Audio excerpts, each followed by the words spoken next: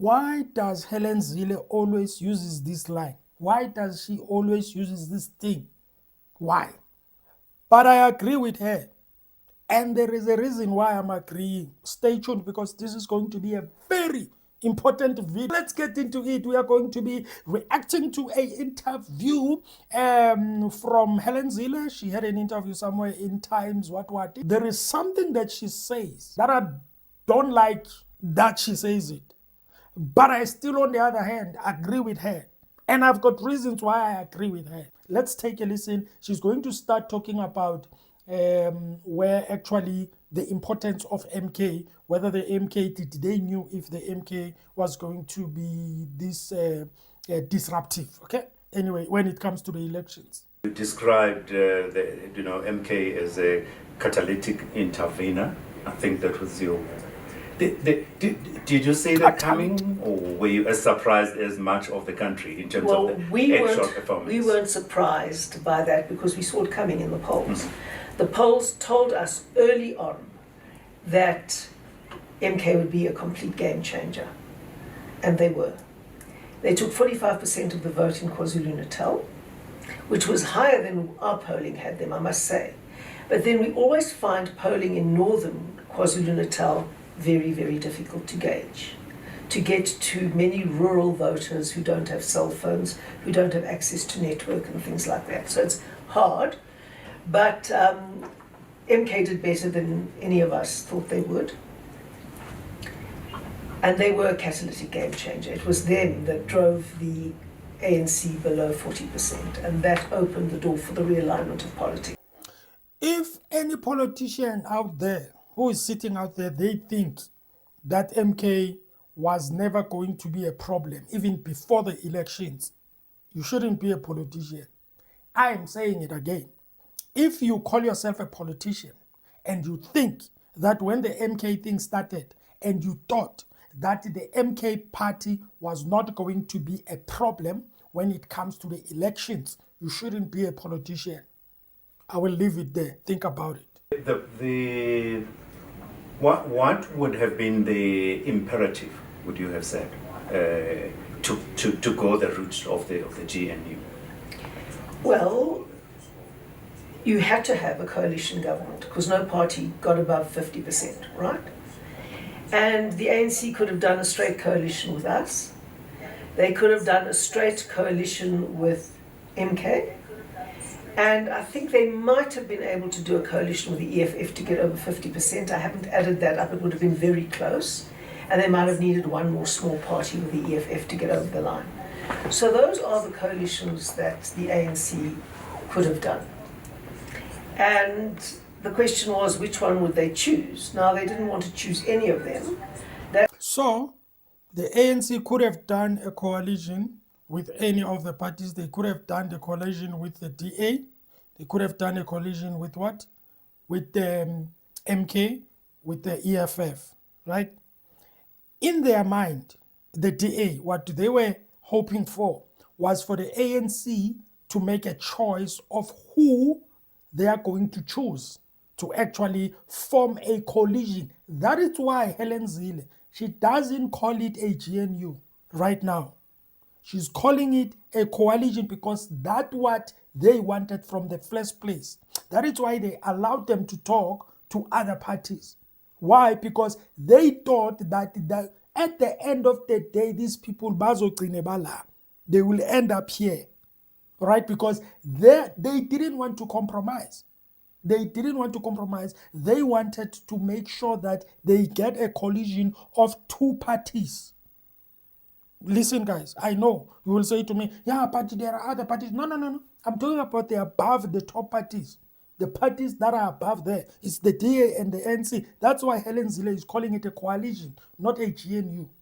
Because that's what they were hoping for, which I think they got, even though it was there was a word that was used, GNU. But at the end of the day, she's not budging, guys. She tells it the way it is. It's coalition to us.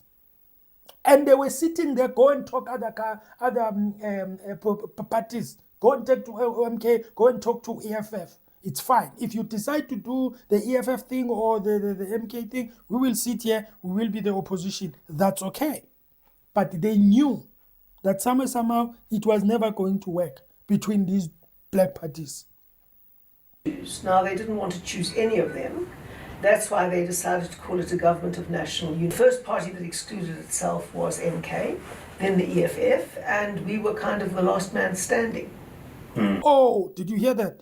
The DA is sitting there, is allowing the ANC to go and talk to these other parties. Remember, they don't want a GNU. She was clear there. They don't want a GNU. They want a coalition between the two of them. They allowed the ANC. They were sitting there. They were not involving themselves because the ANC wanted to form a GNU. Okay, but the ANC, the problem was they didn't want to form a GNU without a DA. That's the thing, though. Okay, they didn't want to form it because they call themselves, I think Mbambalula uses it every time, that we are a multiracial party, whatever. That means it involves all the colors, all and everything. But the DA wanted a coalition between the two of them. They were sitting back, go and talk to whatever, because we are not involved in GNU, we want a coalition. Yeah, they're very smart, man. We were kind of a one-man standing, which was what they were expecting, what they wanted.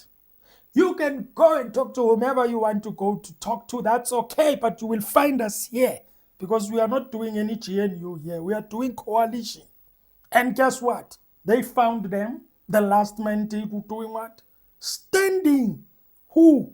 The DA. That means there were only two. Because the other guy, listen guys, when you analyze things, I know you are not an analyst, but use your common sense. Okay? The DA is sitting there, allowing the EFF, the ANC to go and talk to other parties. Right? They knew that the other parties, play EFF, MK, and all of that, they were never going to agree. Why? Because the ANC, when they went to them talking about the GNU, which is going to include the DA. Or immediately you included the DA. The other parties, your EFF, your MK, they were out. Already, you are done. Who are you left with? The DA. Simple, guys. It's a simple thing. You just calculate your steps, and then you are there. You know, it's a game. This thing. I told people. I said, politics. It's a game. I think Mama Lima did say that. This is a game. You play a game well, you win. You play it bad, you lose.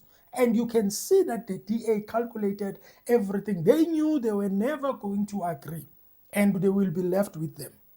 As federal chair, you would have been central to all the calculations and the considerations of which way to go, who to talk to, etc. Now, could you take us behind the scenes? You know, now before the election, you're competing directly with the ANC. Yes. At what point, where is the turning point where you're saying, okay, guys, we've seen the numbers post the election, let's go for a conversation with the ANC? This is where she's going to mention something I don't like. I don't like this thing that she uses, but I agree with her, and I will tell you why.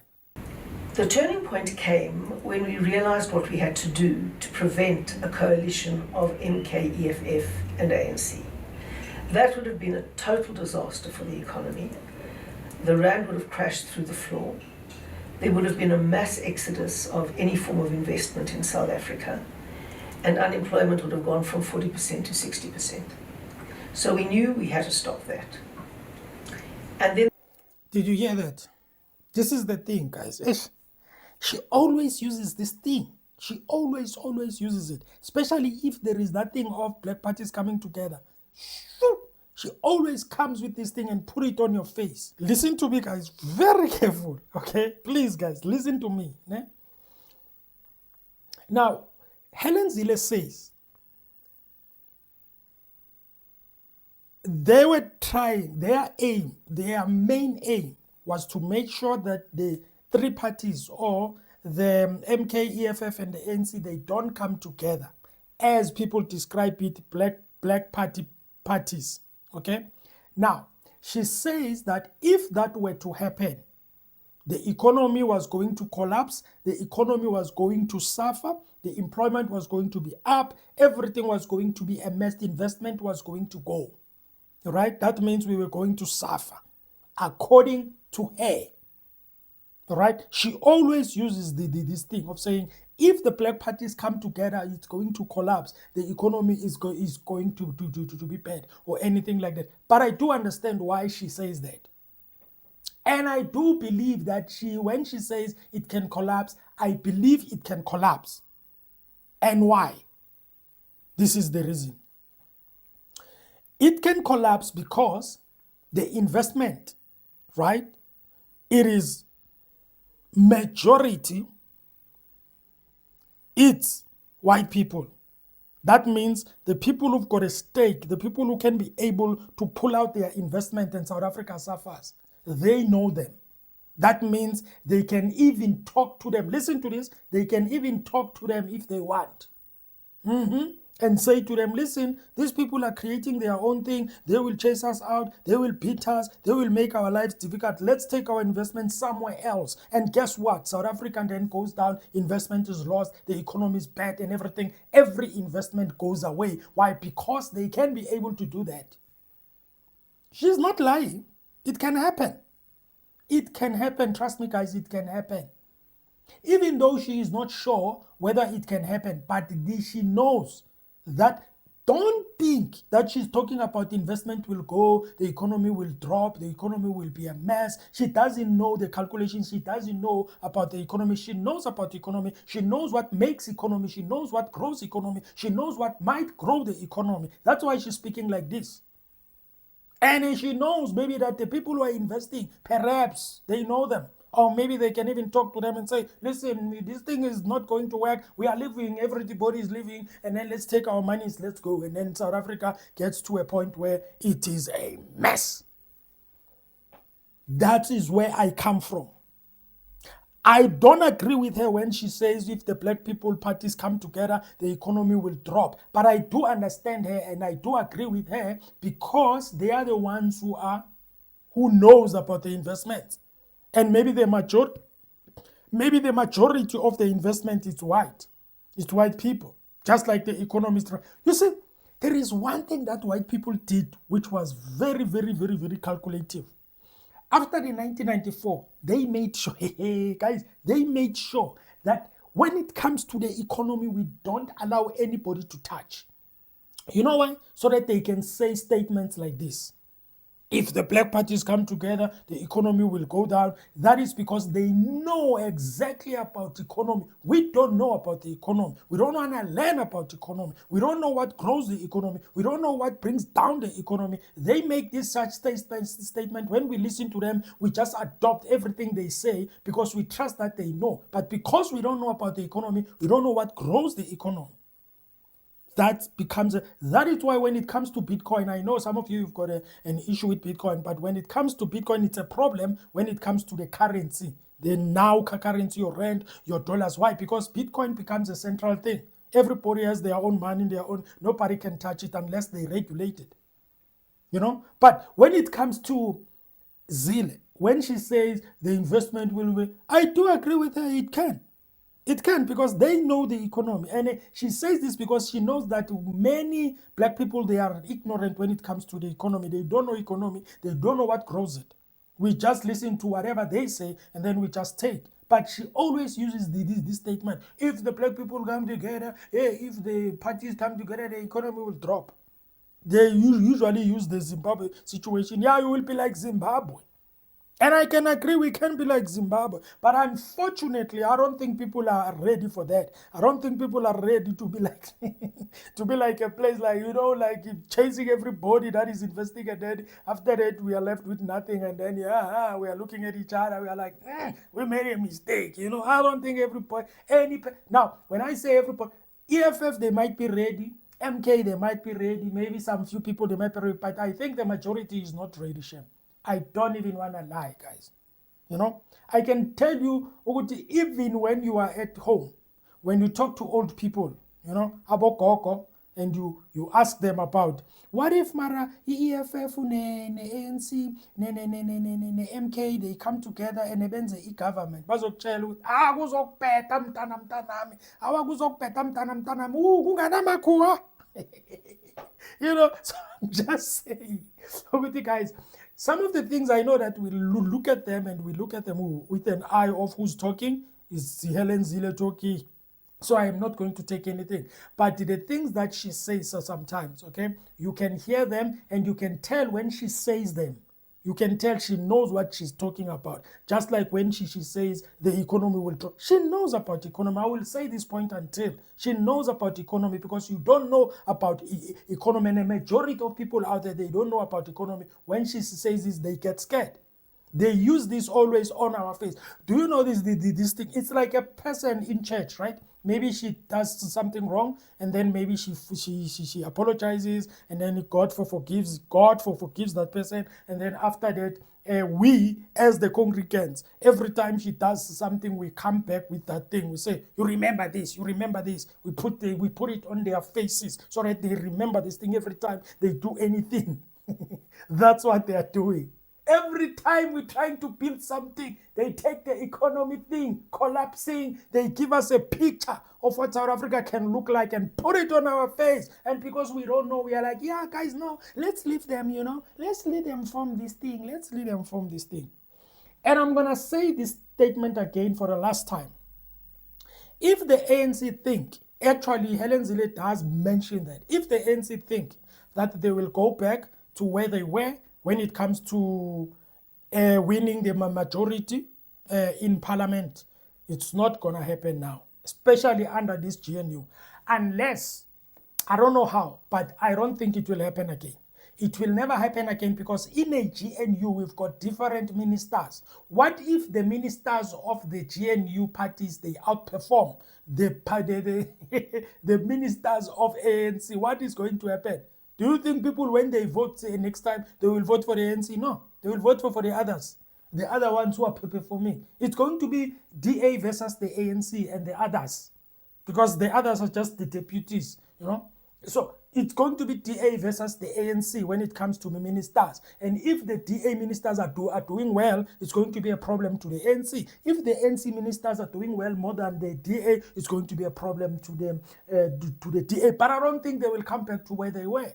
I don't think so. They can fight and do whatever. I don't think it will happen again, because they've let it go and it's gone forever. Okay, I don't know about forever. I don't want to be like Zuma. We will rule until Jesus comes. But it seems like, guys, it's going to be a problem for them to come back. The only thing they can do, Shem, is to make sure that they perform when it comes to service delivery, all these things. Please, guys, these people, the only thing they need, guys, when you are a party, you take over power. Your only mandate is one: make sure you perform. To the last degree, you perform, so that when when you perform, that's the only way you keep people. That's the only way you make people to keep on voting for you. That's the only way you make people to trust you, to believe in you, to always vote for you. We all know that most people, they voted ANC in the past, not because of Mandela, guys. Come on, I can tell you now. It is because of Mandela. We all know, we all voted we all voted for ANC because of Mandela. But people are waking up now. They are like, no, we are not going to trap us like that. We are not going to guilt trap us like that. We understand now, we know what is going on. We are looking at everything. That's why it turned out the way it was. The MK thing, guys. Anyway, thank you, guys. Please comment in the comment section. Tell me, what do you think? What do you think about the statement? And also, maybe you've got another way you can put it and all of that. But it's a very interesting interview that she actually did. You can go and watch the whole interview. It's very interesting. Thank you so much, guys. Have a fantastic day. Like, share, subscribe. Do what you have to do. Thank you for liking. Thank you for subscribing. Sharp, afraid. Take care of yourself.